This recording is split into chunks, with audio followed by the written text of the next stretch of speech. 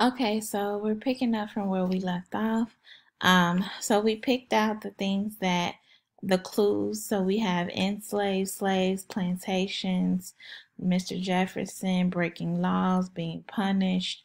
All of these things are things that that have happened in real life in history.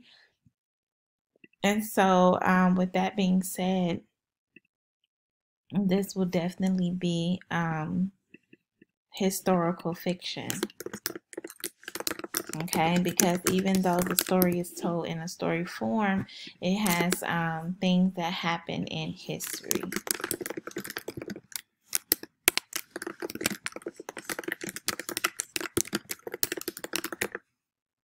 Okay, events and real facts from history. All right, good. So this is the part where we're going to go ahead and do our guided practice. So you guys know for guided practice, I love it when you pause the video and try to do it on your own first, just so you can see that you're on the right track. This helps you to get better scores on your independent practice and your exit ticket.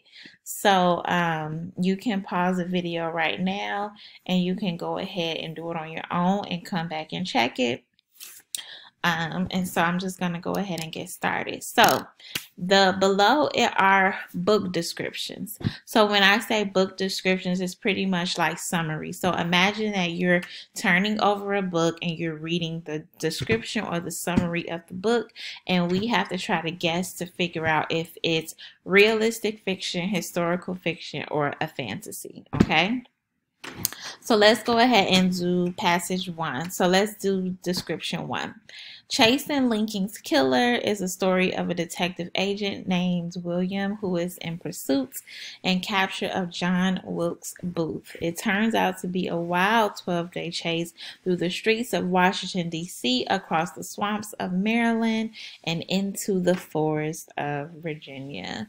Okay, so we're talking about Lincoln. So when they say Lincoln, they're talking about Abraham Lincoln. Someone killed John Wilkes Booth was actually the person who was known of killing Abraham Lincoln.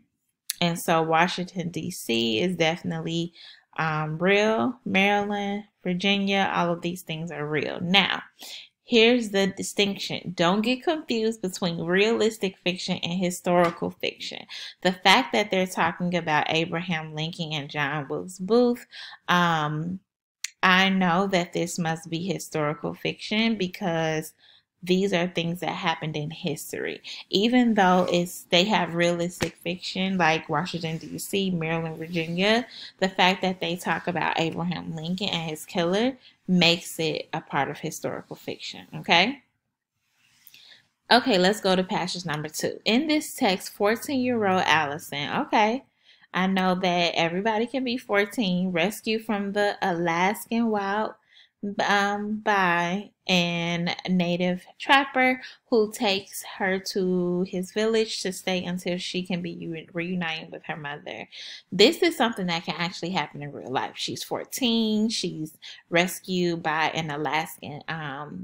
She's rescued by the Alaskan wild native trapper. So this is something that can definitely happen in real life. So I would say this is realistic fiction. Okay. Let's go on to passage 3. A group of animals led by an orphaned squirrel learns about friendship and loyalty when they band together to defend their island kingdom against evil forces. So first of all, squirrels cannot lead, right? Animals, they band together, which is telling me that this book must be about animals that are talking, that are doing things, and then it talks about evil forces. This is definitely a fantasy because this cannot happen in real life, okay? Okay, let's move on to the next one. We have 2 more to go. Okay, so passage 4. What does it take to be an astronaut? Excellence at flying, courage, intelligence, resistance to stress, top physical shape. Any checklist will include these. But when America created NASA, NASA is something that is real. In 1958, that was history. There was another secret rule. You had to be a man. Here's a story of 13 women who proved that they were not only as tough as the toughest men, but also brave enough to challenge the government. So guys, 1958 says it right there that this is historical fiction because this was in the past. And then I will also say that this is also nonfiction because it has real facts. Okay? So this was like a little trick one right here because there were two answers.